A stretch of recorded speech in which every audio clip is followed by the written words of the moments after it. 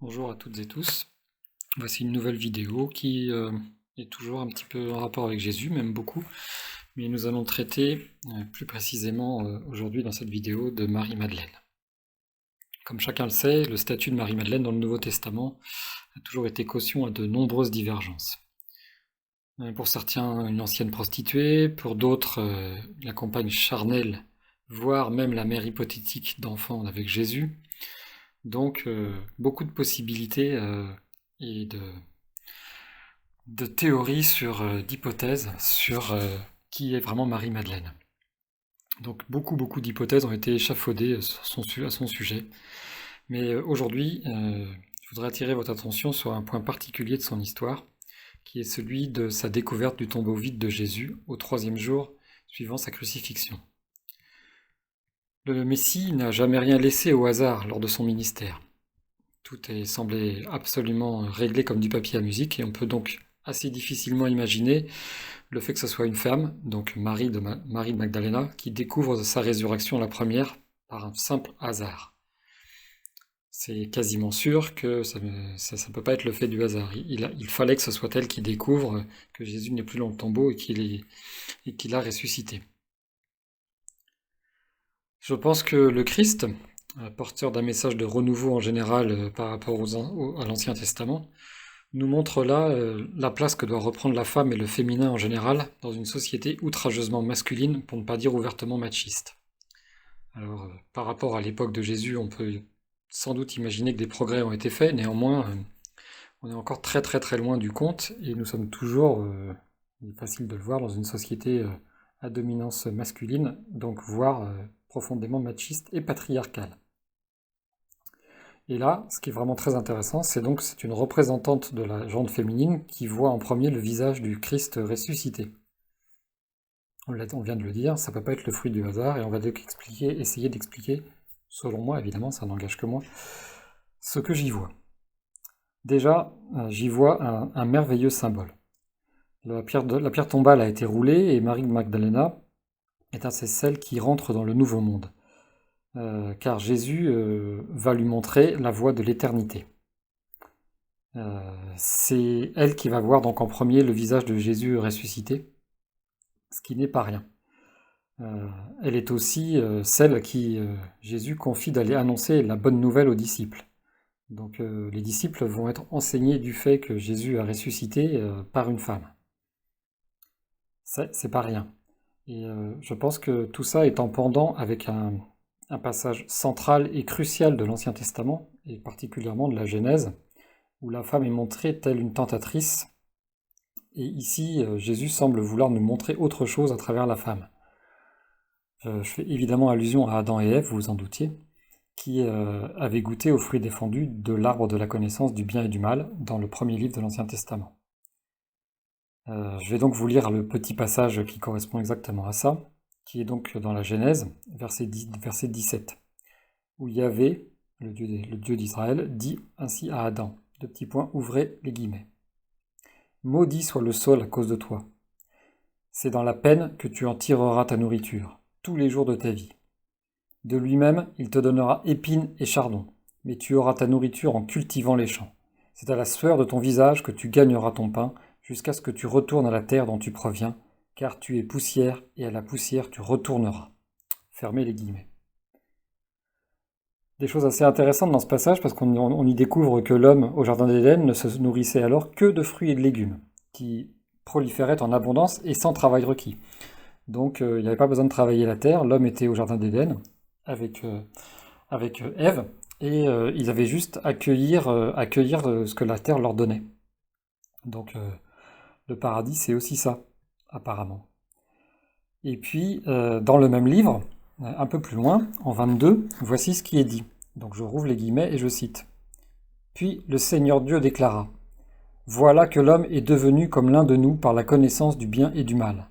Maintenant, ne permettons pas qu'il avance la main, qu'il cueille aussi le fruit de l'arbre de vie, qu'il en mange et vive éternellement. Fermez les guillemets. Alors le Seigneur renvoya Adam et Ève du Jardin d'Éden pour qu'ils travaillent la terre où d'où il avait été tiré. Il expulsa l'homme, et il posta à l'orient du jardin d'Éden les kéroubim, armés d'un glaive fulgurant, pour garder l'accès de l'arbre de vie. Fermez les guillemets. Donc dans ce nouveau passage, beaucoup de choses dont on ne va pas tout expliciter dans cette vidéo parce que ça serait beaucoup trop long et puis ça nous écarterait du sujet initial qui est Marie-Madeleine et le féminin sacré. Donc là, ce qui est très intéressant, c'est de voir ces deux anges munis d'une épée enflammée qui gardent le jardin d'Éden. Je me demande si on ne peut pas voir un parallèle avec les deux anges qui se tiennent à l'entrée du tombeau du Christ. Le Christ, lui, il est au jardin d'Éden, c'est certain. Il a toujours été, et lui, il sait ce que c'est que de ne pas avoir à cultiver la terre et à juste avoir en abondance à boire et à manger, grâce à la foi inconditionnelle. Adam et Ève, eux, ils ont donc goûté le fruit de l'arbre défendu, entre guillemets, et ils sont devenus mortels suite à l'épisode du fruit de la tentation. Je pense donc qu'au travers de la résurrection et le fait que Jésus sorte du tombeau avec ces deux anges de chaque côté, montre le retour possible vers l'immortalité qui nous fut initialement offerte quand nous étions au Jardin d'Éden. En fait, voilà ce qu'il nous propose. Il nous propose de retrouver et de connaître ce que c'est que la vie éternelle. C'est pas rien ce qu'il nous propose là. Mais comme on vient de le dire, ce qui est vraiment très très très impressionnant et très intéressant, c'est que cette parabole, cette vision, il l'offre à Marie-Madeleine, et pas à un des autres disciples hommes. C'est bien Marie-Madeleine, femme, qui vient découvrir Jésus, auréolé de gloire, ressuscité, sortant du tombeau, avec ces deux anges qui le gardent. Donc, ce sur quoi je voudrais appuyer, c'est qu'en fait, depuis ces temps si lointains, il y a plus de 2000 ans, inconsciemment ou insidieusement, on nous a inculqué une méfiance viscérale de la femme, et pour aller encore plus loin, surtout du féminin en général, le féminin sacré. Là même où chacun d'entre nous, nous hommes, nous portons en nous-mêmes, chacun, une part de féminité en notre propre sein. Alors, avec le temps, on a appris à la cacher, cette part de féminité, voire la nier, la rejeter, la refouler, autant qu'on pouvait. Et aujourd'hui encore, on n'est pas sorti de cette problématique de rééquilibrage du féminin et du masculin dans chacun d'entre nous. Et nous, les hommes, nous sommes toujours bloqués, souvent, par cette nécessité de rééquilibrage du féminin en nous. Alors, ça me paraît impossible d'être équilibré si on nie totalement la partie féminine qui est en nous. Si on est constitué de 50% de masculin et de féminin sacré, c'est-à-dire que ça va au-delà de la naissance sexuelle. On va naître homme ou femme, mais ce dont on parle ici, c'est pas justement l'orientation sexuelle qui nous a été offerte lors de la naissance, dans cette incarnation. Ce qui est ici important, c'est la notion de féminin et de masculin qu'on a en chacun d'entre nous. Et si on nie la moitié de nous-mêmes, la moitié de la part féminine qui est en chacun d'un homme, de chaque homme, eh bien, ça peut difficilement fonctionner.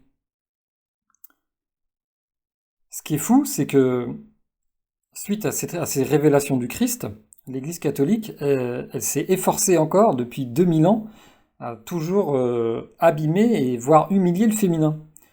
Il faut bien le reconnaître, aujourd'hui encore, notre société est machiste, patriarcale et construite, même si c'est souvent inconsciemment, sur la faute féminine. Ça démontre aussi, selon moi, combien notre aspect masculin est depuis des millénaires terrorisé par la puissance du féminin sacré. Quand j'emploie le mot féminin, je mets un F majuscule. Parce que ça va donc, comme on le disait, bien au-delà des orientations sexuelles. Ce dont on parle ici, c'est donc la polarité, une énergie, celle du féminin sacré, qui se trouve en chaque femme et en chaque homme, de la même façon. Après, la société demande à une femme d'être femme et à un homme d'être homme. Et finalement, on a plus obligé la femme à avoir un côté masculin prononcé que l'homme à apprivoiser et à vivre avec son côté féminin en lui. Mais tout cela, ça va bien au-delà du fait d'être né homme ou femme. Si vous niez la partie féminine qui est en vous, euh, que vous la repoussez, voire même que vous la violentez, vous ne pouvez pas être équilibré selon moi. Et le problème de la plupart des dogmes religieux, c'est que c'est exactement ce qu'ils ont proposé, de refouler cette part du féminin qui est en nous, parce que la femme est celle qui a tenté Adam à manger le fruit défendu. Donc consciemment et inconsciemment, on continue d'entretenir cette espèce comment dire, euh, de bannissement du féminin, quoi. Voilà, donc tout reste à faire dans ce domaine pour chacun d'entre nous, hommes, de rééquilibrer notre féminin avec notre masculin. Ça marchera aussi pour les femmes qui ont eu un féminin massacré et à qui on a imposé un pourcentage de masculin beaucoup plus important que celui qui devrait être. Donc tout reste à faire aussi pour vous, mesdames, dans le domaine, à savoir reprendre votre pouvoir féminin, rééquilibrer votre féminin à la hauteur qui doit être le sien dans votre corps et dans votre esprit. Et le problème, selon moi, du catholicisme, c'est que il attribue la chute de l'Éden quasiment uniquement à la femme. L'homme, on lui trouve des excuses, et puis le fardeau porte sur le féminin, qui est vu souvent comme sournois, dangereux, dans un monde où aujourd'hui, eh ben, il est temps qu'il reprenne sa place. Il est temps que le féminin reprenne sa place parce que ce qui a équilibré en chaque individu, qu'il soit homme ou femme, de féminin et de masculin, il est aussi à équilibrer dans la société, donc au travers de votre famille, au travers de vos amis, au travers de vos proches. Et puis on peut élargir encore au niveau d'une nation, parce qu'il y a des nations, des pays et des nations qui sont beaucoup plus abîmés et qui ont encore beaucoup plus abîmé le féminin que nous. Donc il y aura un travail gigantesque à faire de rééquilibrage du masculin et du féminin dans toutes leurs règles de société, dans toutes les lois qu'ils édictent, dans tous les dogmes qu'ils entretiennent. Et donc au-delà des nations, bah, ça sera aussi au niveau religieux et planétaire. Donc la planète aussi, on l'appelle notre mère la Terre a aussi un côté masculin qu'elle doit pouvoir rééquilibrer, et ça, c'est le travail que chacun d'entre nous a à faire pour l'aider à le faire. Je reviens donc, pour conclure, à Jésus, en disant que je pense qu'au travers de cette résurrection et le fait qu'il sorte du tombeau avec ses deux anges de chaque côté, eh bien, pour moi, il réouvre les portes de l'Éden, après que Adam et Ève en aient été chassés. Et c'est par cet enseignement nouveau qu'il nous le propose. Euh, Quand je dis qu'il sort de l'Éden, quand il sort du tombeau, symboliquement pour moi, ça me fait penser à un passage du Nouveau Testament, dans Matthieu 6, 19, que je vais vous citer tout de suite, donc j'ouvre les guillemets. Jésus dit: Ne soyez pas inquiets en vous demandant qu'est-ce que nous allons manger, avec quoi est-ce que nous allons nous habiller. Regardez les oiseaux, ils ne sèment pas, ils ne moissonnent pas, ils ne mettent pas de récolte dans les greniers, et votre Père qui est dans les cieux les nourrit. Vous valez beaucoup plus que les oiseaux. Ne soyez pas inquiets en vous demandant qu'est-ce que nous allons manger, qu'est-ce que nous allons boire. En effet, les gens qui ne connaissent pas Dieu cherchent tout cela sans arrêt. Vous avez besoin de toutes ces choses, et votre Père qui est dans les cieux le sait bien. Cherchez d'abord le royaume de Dieu et ce que Dieu vous demande. Il vous donnera tout le reste en plus. Fermez les guillemets. Ça, c'est le jardin d'Éden. C'est bien marqué dans la Genèse, dans ce qu'on a lu tout à l'heure. Adam et Ève, ils étaient dans le jardin d'Éden et ils n'avaient pas besoin de cultiver, ils n'avaient rien à faire. La nourriture et la boisson, elle était à profusion, elle était là, elle était offerte, comme naturellement. Et ce que Jésus dit là, dans Matthieu, pour moi, c'est exactement la même chose. Il dit, ce qui est le plus important, c'est de trouver le royaume de Dieu. Et dans un évangile qui n'est pas reconnu, qui est l'évangile de Thomas, eh bien, il parle très très très souvent de ça dans cet évangile où il dit le royaume de Dieu est en chacun de nous, le royaume de Dieu est en toi. Jésus l'a dit sans doute de façon très conséquente et très nombreuse lors de son ministère, et je pense que c'est un enseignement crucial. Dieu est en chacun de nous. Voilà. Et ça, au-delà de toute religion. Dieu est en chacun de nous, pour un chrétien, pour un juif, pour un musulman, pour un orthodoxe, pour un protestant, pour un taoïste, en fait, toutes les religions doivent être transcendées pour arriver à cette conclusion que Dieu est en chacun d'entre nous et que la religion, c'est peut-être un moyen de le redécouvrir, de redécouvrir ce que l'on a perdu et qui est intrinsèquement en chacun d'entre nous, à savoir que Dieu est en nous. Voilà. Et je vais donc conclure cette vidéo avec le sujet principal, Marie de Magdala, et pour vous dire que, eh bien, suite à cette vision qu'elle a eue, de voir le Christ ressuscité en premier, eh bien, elle va trouver les disciples et elle va leur apporter la nouvelle la plus extraordinaire de toute l'histoire de l'humanité, la résurrection. Donc c'est donc une femme qui va annoncer aux disciples de Jésus, le Messie, que il a ressuscité et que c'est possible, que la vie éternelle est offerte. Voilà, donc je conclus en me demandant franchement s'il n'est pas temps pour nous, les hommes, de rééquilibrer notre féminin tout en laissant les femmes reprendre aussi la belle place qui est la leur.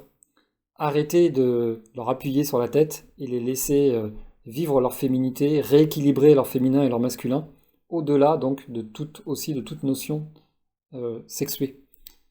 Reprenons donc chacun cette initiative d'équilibrer le féminin et le masculin qui est en chacun d'entre nous. Je pense que ça, c'est un chemin qu'on a à faire individuellement et collectivement dans nos cœurs, et cela nous amènera tous à nous reconnecter progressivement vers le céleste jardin d'Éden qui nous fut offert au départ. Voilà, cette vidéo est terminée, j'espère que ça vous aura plu. Je vous rappelle que en fait, ce sont des commentaires de textes que j'ai écrits sur un blog qui existe déjà depuis presque 10 ans et que vous pouvez retrouver dans la description de cette vidéo juste en dessous. Voilà. Je reviendrai vers vous pour de nouvelles vidéos, pas forcément sur Jésus, parce que là c'est la deuxième de suite où Jésus est mis en valeur, donc il y a plein d'autres choses sur le blog et plein d'autres sujets.